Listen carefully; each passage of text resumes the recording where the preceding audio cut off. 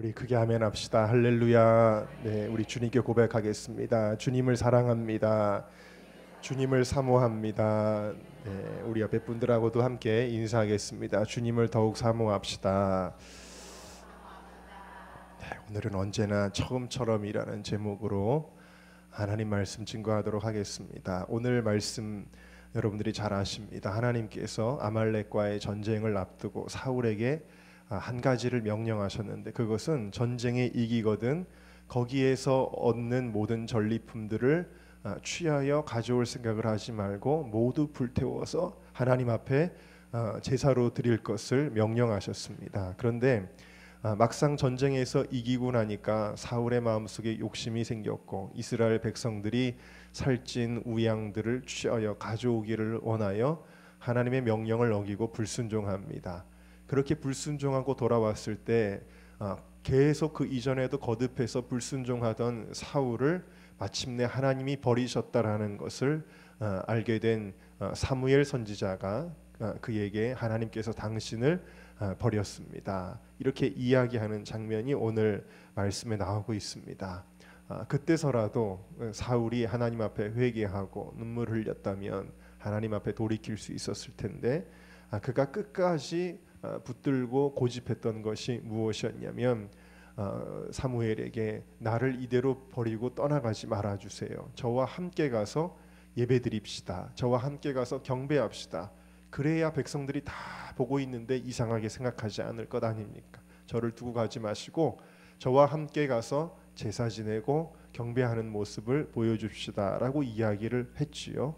여러분, 이 말씀을 보면서 자, 이렇게 고집하면서 경배 함께 드립시다 하여 드린 이 경배를 과연 하나님이 받으셨을까요?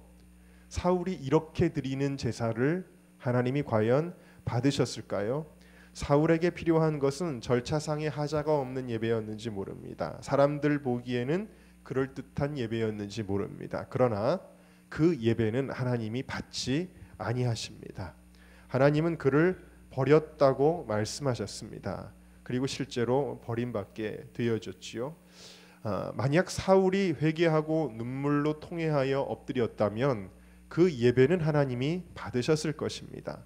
사울은 여전히 하나님의 손에 붙들렸을 것입니다. 시편 51편에 보면 하나님의 구하시는 제사는 상한 심령이라, 상하고 통회하는 마음을 주께서 멸시치 아니하시리라 그랬습니다. 다시 말해서 하나님이 받으시는 예배는 어떤 예배라고요? 상한 심령의 예배. 다시 말하면 무엇 때문에 상한 거냐면 나의 연약함과 나의 죄성과 나의 죄악으로 인하여 애통하고 가슴을 찢고 눈물 흘리는 예배를 하나님이 받으신다라는 사실이에요. 그러므로 여러분, 오늘 우리의 예배가, 이 시간에 이제 예배를 드리고 있어요. 벌써 35분이 다 돼가는데, 자, 예배를 드리고 있고 또 우리가 이 시간에 말씀을 듣고 있습니다. 그런데 중요한 것은 여러분들이 예배가 하나님 앞에 연락되는 예배, 하나님이 받으시는 예배가 되기를 주님의 이름으로 축원합니다. 시간을 다 때웠다고 해서 그것이 예배가 되는 것이 아니다. 우리가 겉에 행위로 한다고 해서 예배가 되는 것이 아니다. 예배는 하나님이 받으시는 예배가 되어야 되는데, 그 예배는 상하고 통회하는 마음의 예배다. 그래서 여러분, 이 시간에 우리가 하나님 앞에 깨어질 것은 깨어지고 내 고집 그대로, 내 죄악 그대로, 내 우상 그대로 나아가는 예배는 안 된다라는 거예요.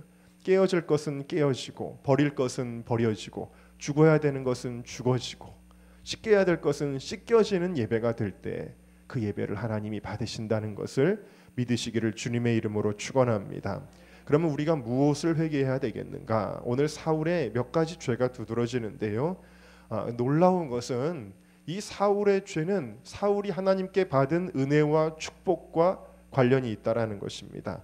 하나님께 받은 축복이 그에게 죄를 짓는 이유가 됐다라는 것을 우리가 알 수가 있어요. 첫 번째는 무엇이냐면 하나님이 주신 축복이 그에게 교만이 되었다라는 사실입니다. 함께 따라하겠습니다. 교만의 죄를 회개해야 합니다. 사울은 원래 교만한 사람이 아니었어요. 언제는 왕이 되기 전에 사울은 겸손한 사람이었습니다. 그래서 사울을 왕을 삼겠다라고 하나님이 그를 지목하셨을 때 사울은 뭐라고 대답하냐면 저는 이스라엘 지파의 가장 작은 베냐민 지파 사람이 아닙니까? 그리고 나의 가족은 베냐민 지파 모든 가족 중에 가장 미약하지 않습니까? 당신이 어찌하여 내게 이같이 말씀하십니까? 라며 사무엘에게 자신의 마음을 그대로 드러내고 있는데 이 마음이 얼마나 겸손했는지 몰라요. 또 왕을 제비 뽑을 때에 이 제비가 결국 누구에게 뽑히게 되냐면은 사울에게 뽑히게 됩니다. 수많은 이스라엘 백성 중에서 사울이 그 제비를 뽑거든요. 그런데 사울이 행구 뒤에 숨었다 그랬어요. 왜 그러냐면 나는 자격이 없는데 어떻게 나 같은 사람이 이런 마음을 가졌다라는 거예요. 그래서 그가 얼마나 겸손했는지 여러분 겸손한 사람은 내가 뭐 해야 됩니다 이러지 않죠. 나는 자격이 없습니다. 그런데 사울이 그랬다라고 그렇게 말씀이 기록하고 있잖아요. 그런데 오늘 말씀의 사울은요 너무 교만합니다. 12절에 보면은 사울이 갈멜에 이르러서 자기를 위하여 기념비를 세웠다 그랬어요. 기념비를 세웠다는 건 뭐예요? 전쟁의 승리를 자기의 공로로 돌리고 있다. 자기의 이름으로 내가 뛰어난 왕이기 때문에 이 어려운 전쟁을 이겼다라고 자기의 이름을 빛내고 있는 것을 볼 수가 있습니다. 또 사울의 불순종을 책망하는 선지자 앞에서 그는 내가 옳다, 끝까지 자기가 옳다라고 자기를 합리화하고 자기를 변명하고 있는 모습을 볼 수가 있습니다. 그래서 사무엘의 책망은 이렇게 나타나는데 17절을 보면요. 왕이 스스로 작게 여길 그때에 이스라엘 지파의 머리가 되지 아니하셨나이까. 이 말씀은 뭐예요? 왕이 겸손할 때 하나님이 당신을 높여주지 않았습니까?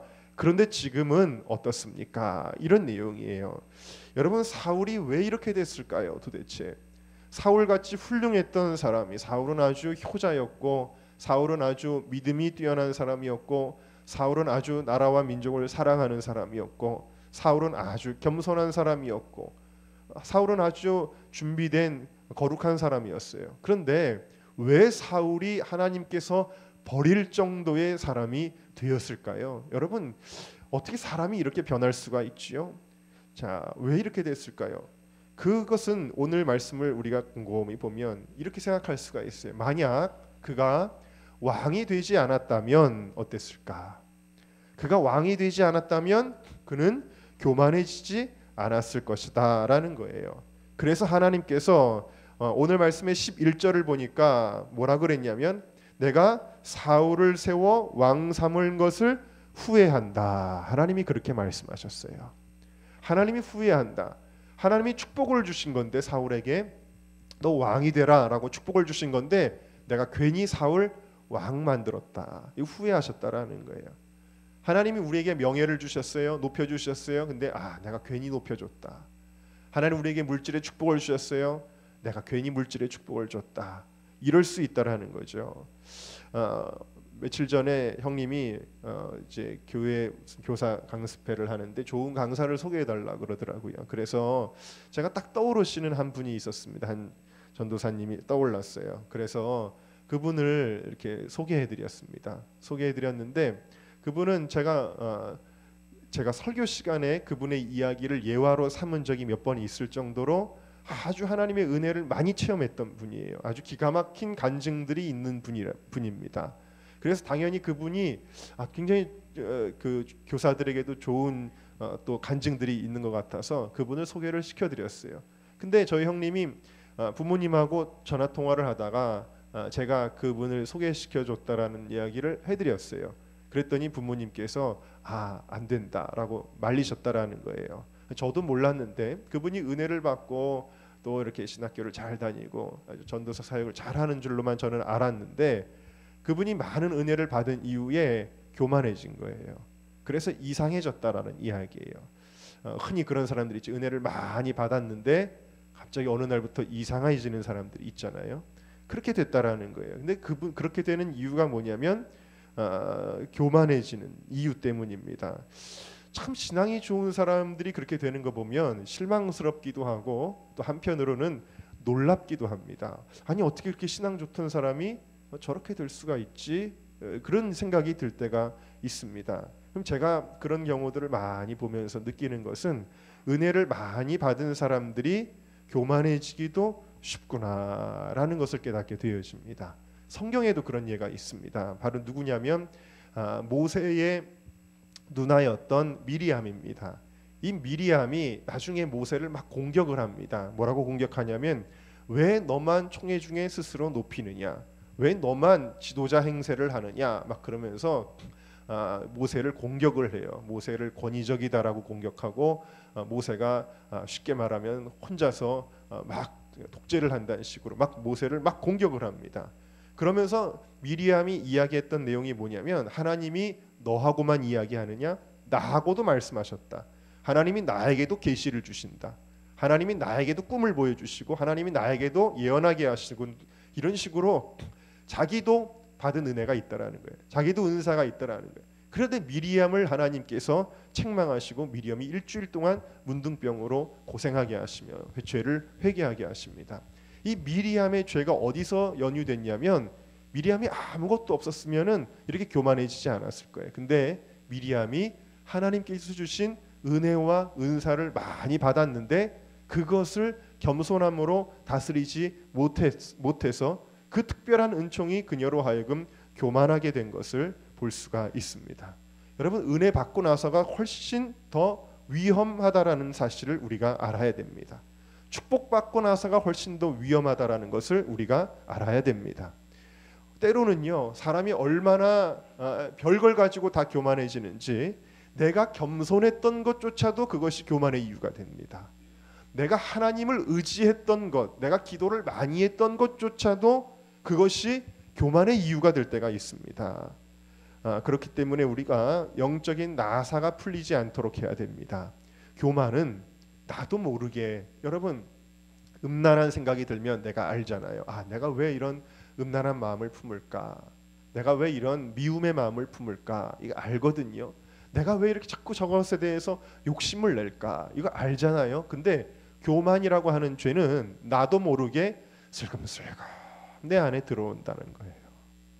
그렇기 때문에 이 교만의 죄가 위험한 것입니다. 그러므로 이 영적 싸움 계속 경계하고 기도할 수 있는 우리 모두가 될 수 있기를 주님의 이름으로 축원합니다. 은혜를 많이 받을수록, 은혜를 받은 것이 잘못이 아니잖아요. 은혜를 받은 것은 좋은 거잖아요. 그런데 은혜를 많이 받았으면 그것을 겸손함으로 잘 다스려야 됩니다. 그럼 겸손함으로 다스린다는 것은 뭐냐? 간단합니다. 그건 뭐냐면 내가 아니라 주님입니다. 이게 선포되는 거예요. 함께 따라하겠습니다. 내가 아니라 주님입니다. 그렇죠. 뭐가 잘 됐어도 내가 한 거 아니라는 거예요. 주님이 하신 거예요. 주님에게 모든 주어를 드려야 된다라는 것입니다.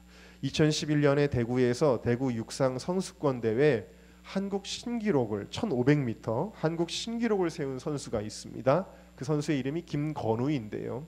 이 청년이 6살 때부터 사실 교회를 다녔습니다. 그런데 교회를 다녀도 그냥 놀러 다니는 식으로 신앙생활을 제대로 이렇게 깊이 하지 않고 그냥 교회만 왔다 갔다 했어요. 그러다가 고등학교 3학년 때 처음으로 시합에 나가서 기도다운 기도를 하게 됩니다. 그 장대 높이 뛰기를 하는데 두 번 다 파울을 당해서 실격을 당하는 그런 상황이 이르렀습니다. 그리고 마지막 세 번째가 되었는데 이 세 번째 때 그가 기도를 했대요. 뭐라고 기도했냐면 하나님 제발 이번 한 번만 도와주세요. 이번 한 번만 도와주시면 제가 앞으로 교회도 잘 다니고 교회 일도 열심히 하고 그렇게 할게요. 그러면서 그렇게 기도했어요. 여러분, 어려울 때는 또 중요한 순간에는 다 이렇게 기도하지 않습니까?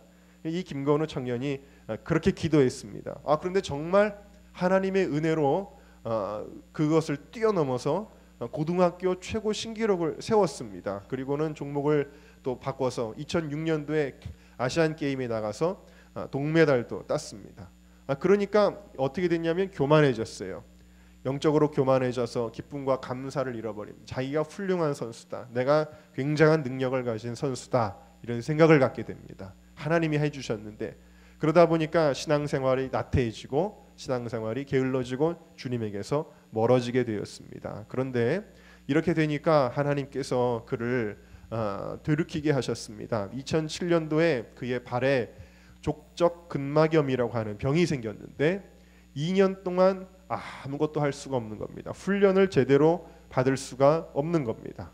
운동선수가 뛸 수 없으니까 어떻게 하겠습니까? 아무것도 할 수가 없는 거예요. 그러니까 그때 깨어진 겁니다. 뭐가 깨어졌습니까? 내가 하는 것이 아니라 주님이 하는 것이구나를 깨닫게 되는 것입니다. 아무것도 자기 힘으로 할 수 있는 것이 없는 거예요.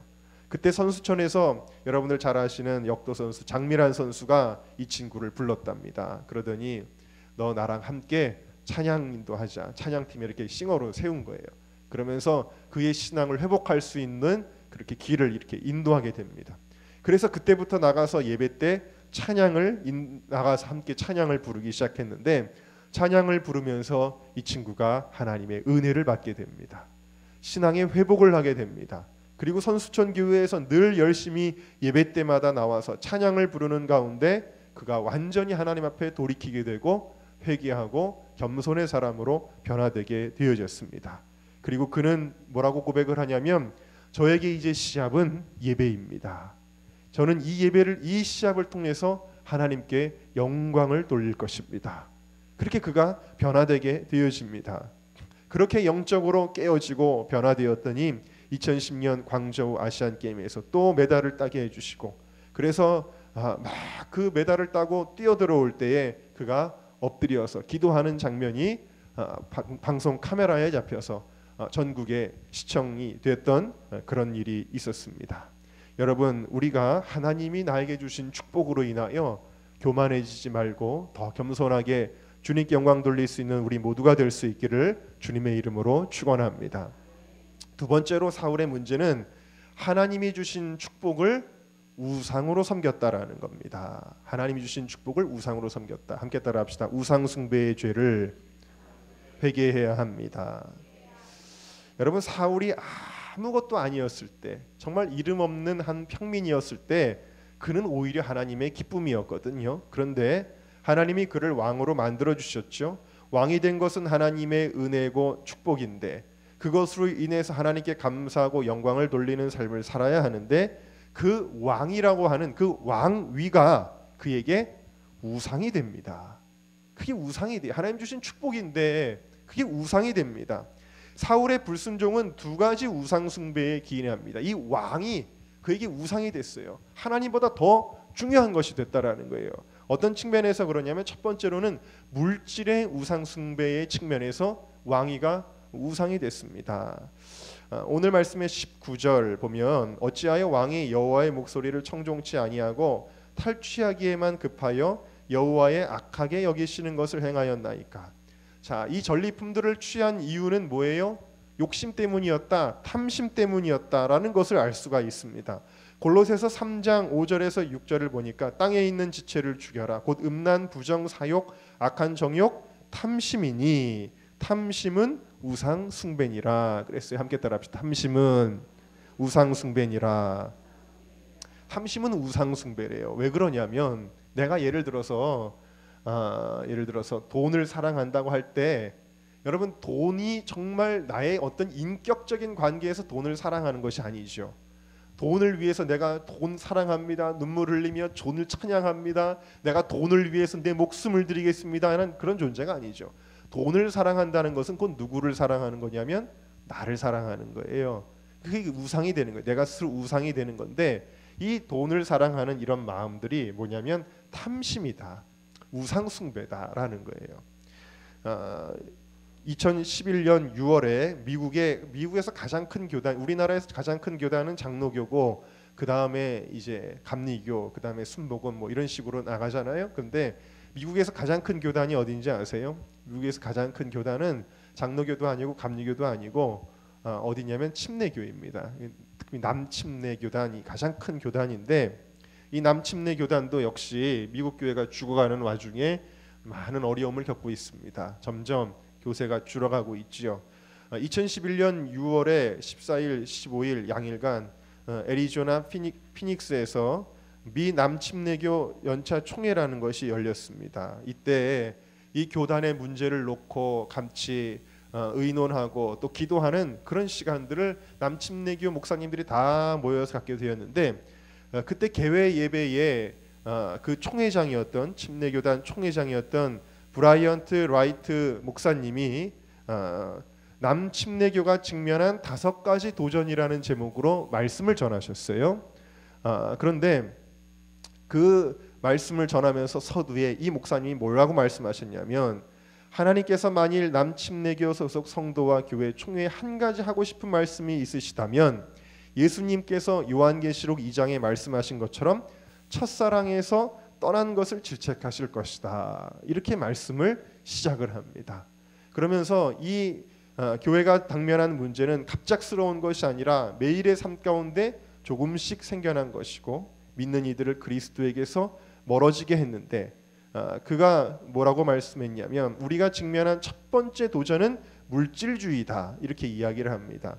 이것이 바로 남침례 교회 안에 있는 최고의 우상이다 그러셨습니다. 그러면서 한 연구 자료를 발표했는데, 복음주의 크리스천들은 자신의 수입의 2.5%만을 교회에 내고 있다. 근데 이 사실이 말해주는 것은 너무나 명백한데, 바로 우리의 사람들이 얼마나 예수님을 사랑하든지 간에 그들은 사실 예수님보다 돈을 더 사랑한다는 것이다.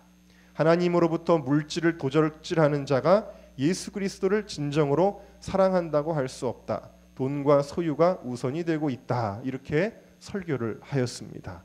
그러면서 이 라이트 목사님이 자신의 교회에서 있었던 일화를 그 자리에서 소개하게 되었어요. 어떤 일이 있었냐면, 어느 날 주일 오후에 교회에 도둑이 든 거예요.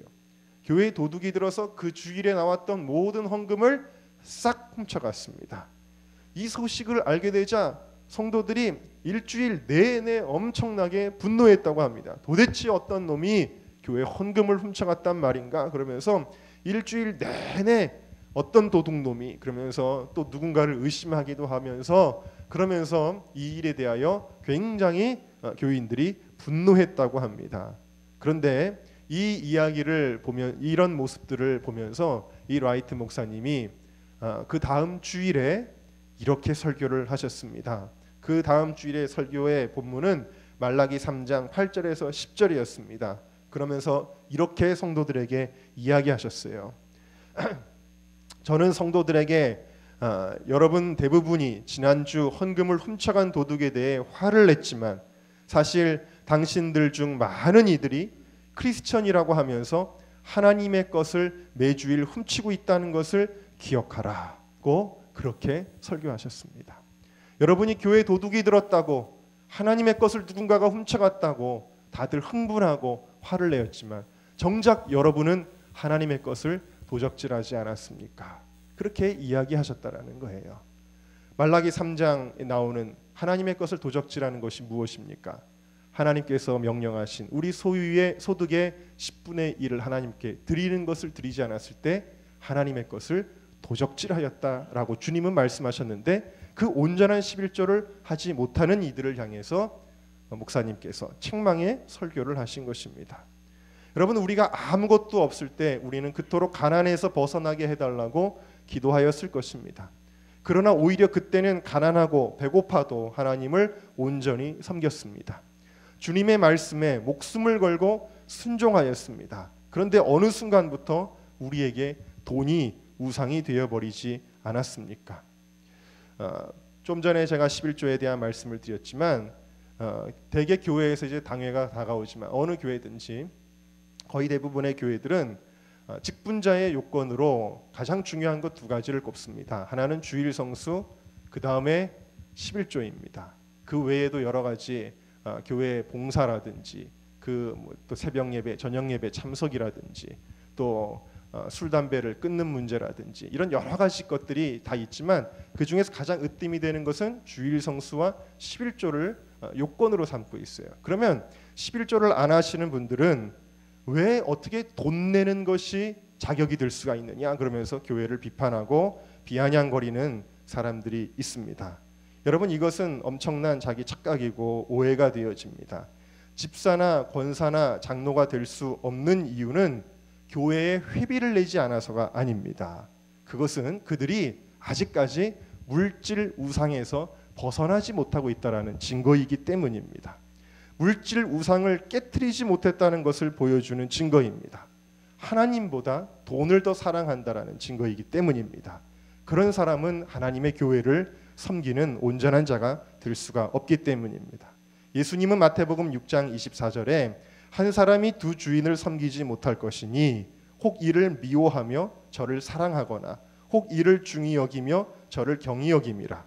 너희가 하나님과 재물을 겸하여 섬기지 못한다 하고 말씀하십니다. 여러분 하나님을 사랑하십니까? 아멘 소리가 작으시네요. 하나님 사랑하십니까? 돈도 사랑하십니까? 그러면 안 된다는 거예요.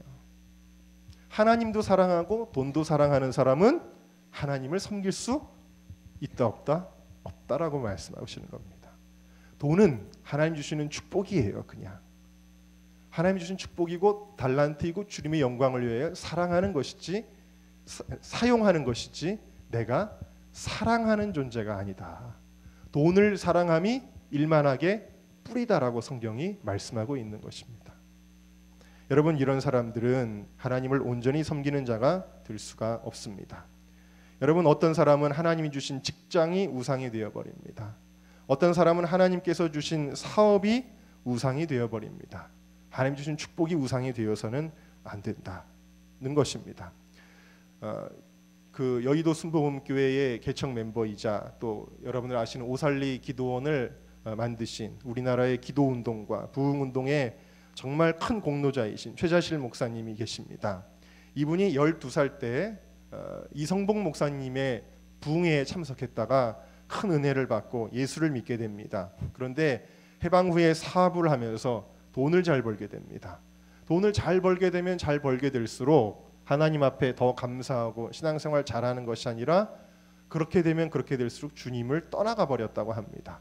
사업이 승승장구하던 1953년 그녀에게 큰 환란이 다가왔습니다. 늘 자신을 위해 기도하시던 어머니가 돌아가셨습니다. 큰딸이 열흘 후에 교통사고 후유증으로 세상을 떠났습니다.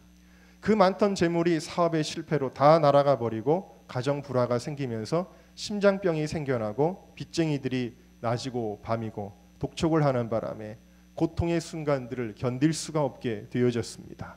결국 이 고통을 견디지 못하고 죽어야 되겠다. 자살을 하려고 극약을 챙겨서 삼각산 골짜기로 올라갔습니다. 그래서 삼각산 골짜기에서 그 약을 입에다가 털어 넣으려고 약봉지를 열어서 입에 털어 넣으려고 하는 순간에 갑자기 돌개바람이 확 불어가지고 약이 날아가 버렸습니다.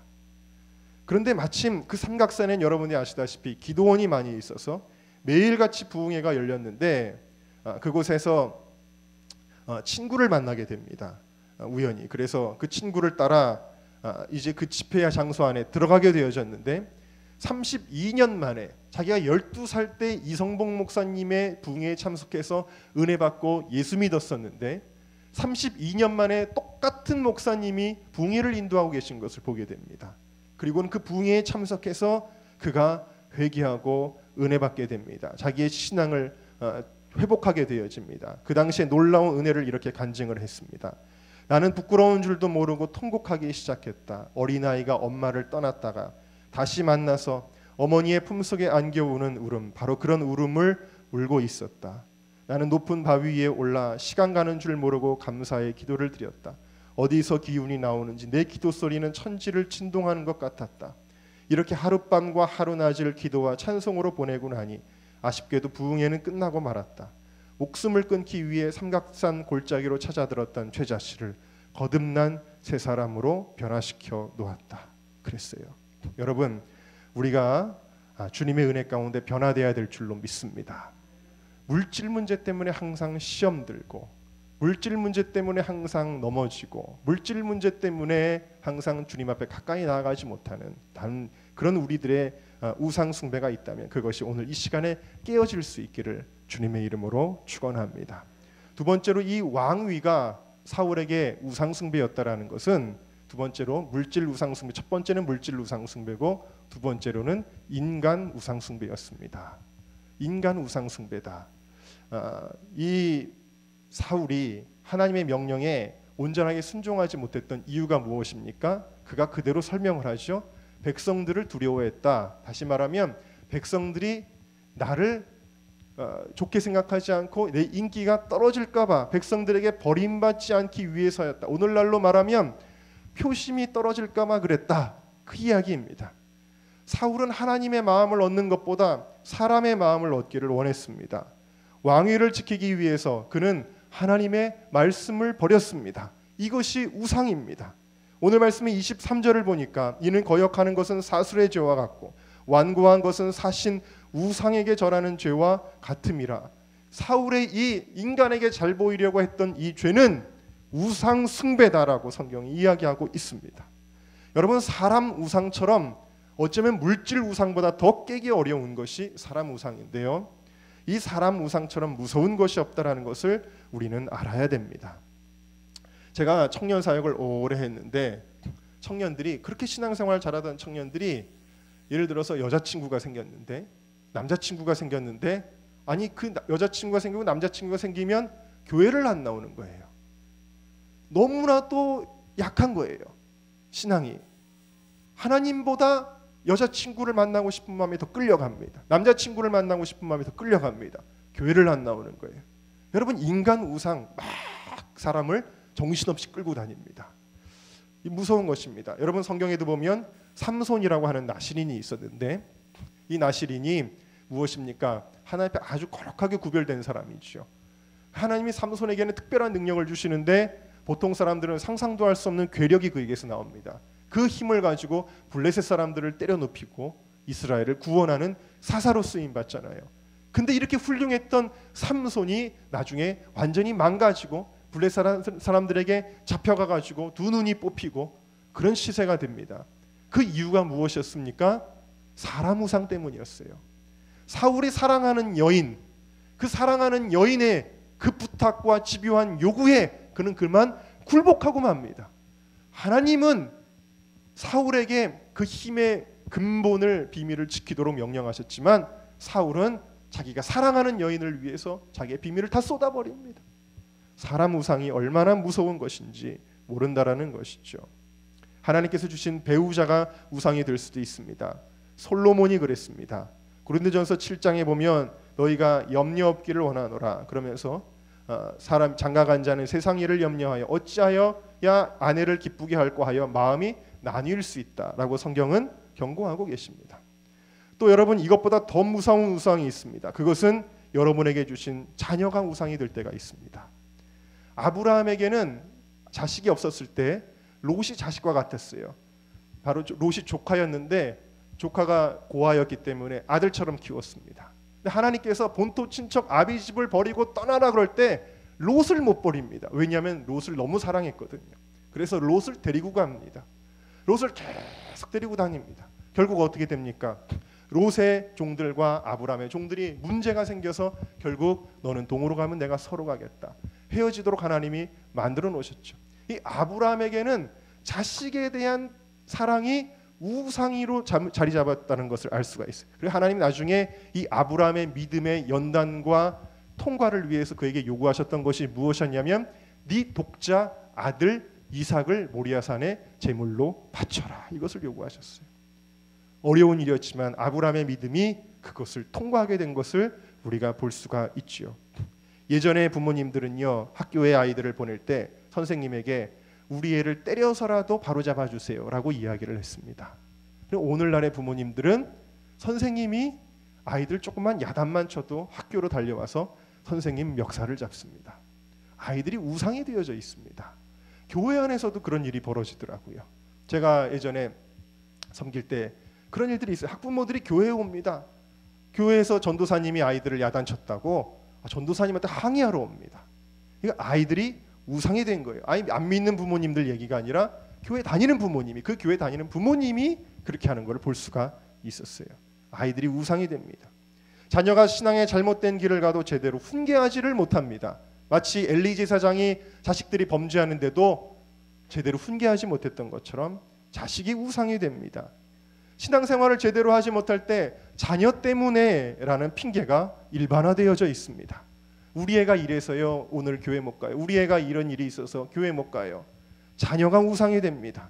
자녀를 함께 데리고 나와서 자녀가 예배드리게 해야 되는데 말입니다. 자녀를 위해서는 벌벌 떨면서 뭐든지 합니다. 자녀가 원하는 것은 무엇이든지 할 수 있습니다. 그런데 주님을 위해서는 너무나 인색합니다. 주님을 위해 할 수 있는 것에는 너무나 인색합니다. 하나님보다 자녀가 우상이 될 때가 얼마나 많이 있는지 모릅니다. 그 결과는 무엇입니까?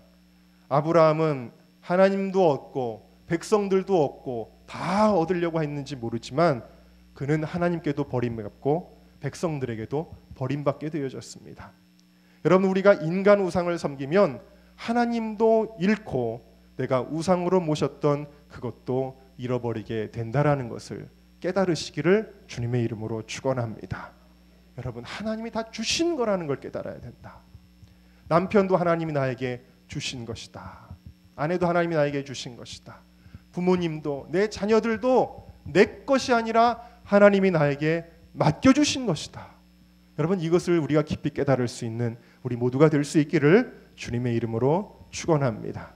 마지막으로 함께 따라하겠습니다. 하나님이 주신 축복에 너무 익숙해져 버렸습니다. 이것이 문제라는 겁니다. 하나님이 주신 축복에 우리가 너무 익숙해졌다. 사울이 처음에는 감격했어요. 나 같은 사람을 하나님이 왕을 세워주십니까? 내가 무엇이간데 나 같은 부족한 자를 하나님 왕으로 세워주십니까? 그에게는 감격이 있었어요. 은혜에 대한 그 고마움이 있었습니다. 그러나 이제는 그 감격을 잃어버린 것입니다. 자기가 왕인 것은 당연한 것이고 그것을 지켜야 되는 것입니다. 여러분, 익숙해져 버린다는 거, 하나님 주신 것이. 제가 처음에 이사를 갔을 때 우리 집을 막 꾸몄습니다. 제가 집을 저희 집이 뭐 조그만 집이지만 몇 평 안 되지만 그래도 이렇게 예쁘게 꾸며놓고 나니까 너무 좋은 거예요. 밖에 나갔다가도 집에 들어오면 기분이 좋습니다. 아늑하고 좋다, 예쁘다, 잘 꾸몄다, 이런 생각을 했습니다. 그런데 그렇게 꾸며놔봐야 1년 지나고 2년 지나서는 그런 생각을 안 합니다. 그냥 습관적으로 들락드는 게 집이 됩니다. 제가 얼마 전에 차를 샀잖아요.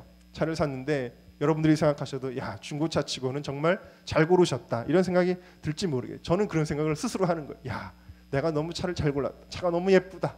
그러면서 아직까지도 차를 탈 때마다 기분이 좋고 차에서 내려서 한번 뒤돌아봅니다. 야, 잘 있나? 예쁘다. 이러면서 이제 한 번씩 뒤돌아보는 거예요.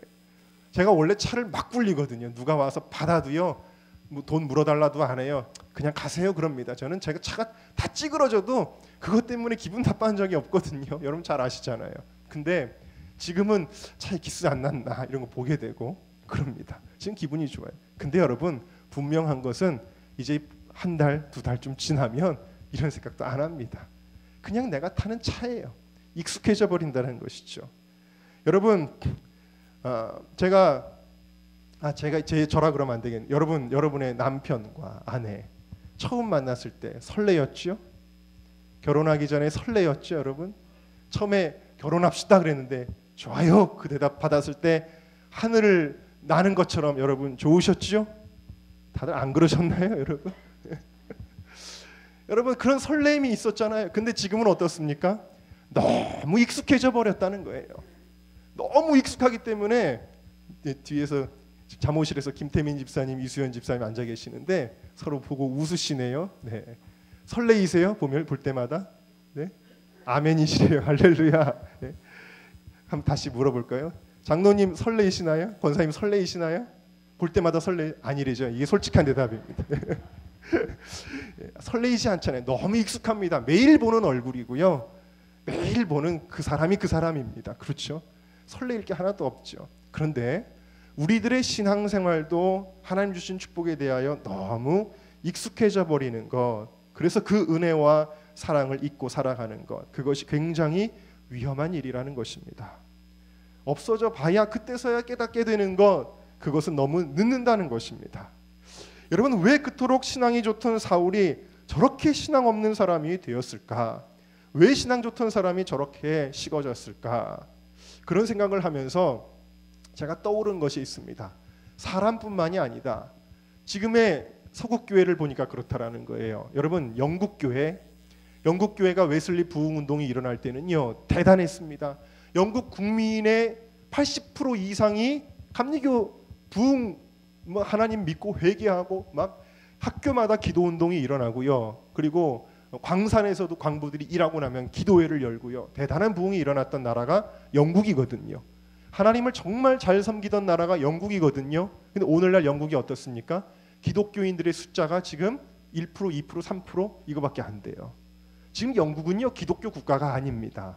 오히려 무슬림이 훨씬 많습니다. 영국은요 지금 교회가 도서관으로 팔려나갑니다. 교회가 무슬림 사원으로 팔려나갑니다. 교회가 실제예요. 나이트클럽으로 팔려나갑니다. 우리나라에 처음 왔던 선교사가 토마스 선교사님인데 토마스 선교사님을 파송했던 그 교회는요 지금 가보면 문을 대못으로 박아놓고 문이 닫혀 있습니다. 영국 교회의 현실입니다. 영국 교회가 도대체 왜 그렇게 되었을까?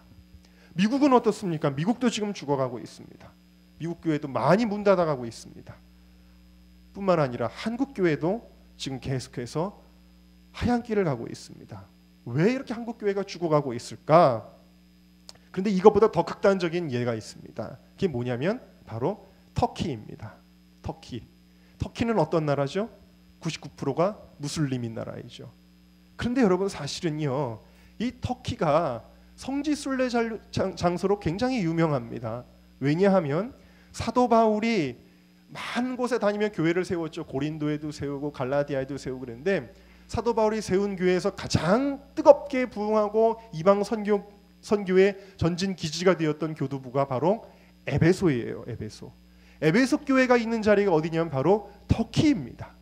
터키는 기독교 국가였습니다. 한때 대단한 부흥이 일어났던 곳이 터키였습니다. 그런데 이 터키가 오늘날에는 교회의 씨를 찾아볼 수가 없지요. 그러니까 어떤 사람이 믿음 좋던 사람이 어떻게 저렇게 될 수 있지 하는 것이 나라를 봐도 있다라는 것이죠. 그런데 바로 이 에베소 교회를 향해서 요한계시록 2장에 보면은 예수님께서 경고하셨던 말씀이 있습니다. 요한계시록 2장 2절부터 5절을 보면 내가 네 행위와 수고와 인내를 알고 악한 자들을 용납하지 아니한 것, 자칭 사도로 하는 자들을 시험하여 그 거짓된 것을 드러낸 것, 네가 참고 내 이름을 위하여 견디고 게으르지 아니한 것을 안다. 여태까지 신앙생활을 잘했던 것들 내가 다 기억하고 있다. 그런데 주님이 에베소 교회를 향해서 책망하시는데 그러나 너를 책망할 것이 있나니 너의 처음 사랑을 버렸느니라. 그러므로 어디서 떨어진 것을 생각하고 회개하여 처음 행위를 가지라. 만일 그리하지 아니하고 회개치 아니하면 내가 내게 임하여 내 촛대를 그 자리에서 옮기리라.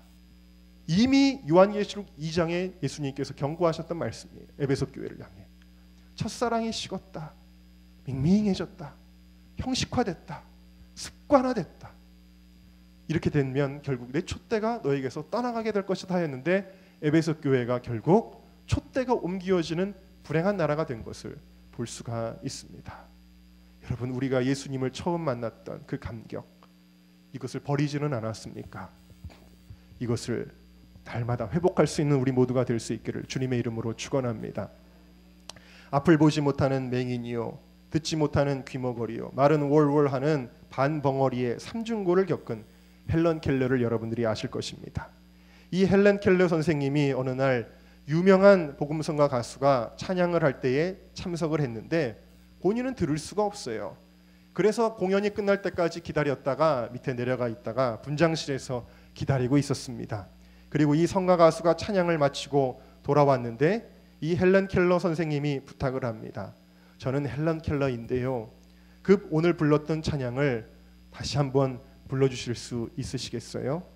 그러니까 이 성가 가수가 이 헬런 켈러 선생님 딱 한 분 앞에서 다시 찬양을 불렀어요. 흑인 연가를 불렀는데 바로 거기 너 있었는가 그때에, 이 찬송을 부릅니다. 그리고 손을 목에다 대면서 진동을 통해서 이 가사를 이제 헬런 켈러 선생님이 듣는 것입니다. 찬송가 147장 거기 너 있었는가 그때에, 이 찬송을 아주 힘껏 부릅니다. 거기 너 있었는가 그때에, 주님 그 십자가에 달릴 때 때로 그 일로 나는 떨려 거기 너 있었는가 그때에. 그런데 이 목에 손을 대고 찬송을 듣는 헬런 켈러 선생님이 눈물을 펑펑 흘리면서 그 벙어리들이 내는 올 소리를 내면서 말을 하기 시작합니다. 그러자 그것을 통역하는 그 분이 그 헬런 켈러 선생님이 뭐라고 이야기했는지를 이야기를 해줍니다. 그 노래가 계속될 동안 헬런 켈러는 이렇게 고백을 했습니다. 네, 그렇습니다. 네, 나도 그 자리에 있었습니다. 그래서 그 광경을 믿음으로 보았습니다. 주가 죽으실 때, 그리고 살아나실 때 나는 거기 있었습니다. 그리고 보았습니다. 확실히 구원받았습니다. 한때는 스스로 목숨을 끊으려고 했지만 이제 나는 성령의 소원을 따라 살 수 있습니다. 그렇습니다. 내가 살아 숨쉬는 동안 나는 이 거룩한 소원을 따라 살 것입니다. 뉴욕의 가장 큰 한인교회를 담임하셨던 퀸즈 한인교회 한중관 목사님이 설교 시간에 성도들에게 이렇게 이야기하셨다 그래요. 여러분들이 만일 가슴에 손을 얹고 아주 진정으로 사랑의 예수님, 제가 예수님을 진정으로 사랑합니다 10번을 고백했을 때 마음에 감동이 없고 눈물이 나지 않으면 엉터리입니다. 엉터리 신자입니다. 이렇게 이야기를 하셨다고 합니다. 여러분, 우리 다 눈을 감아 볼까요? 가슴에 손을 넣습니다.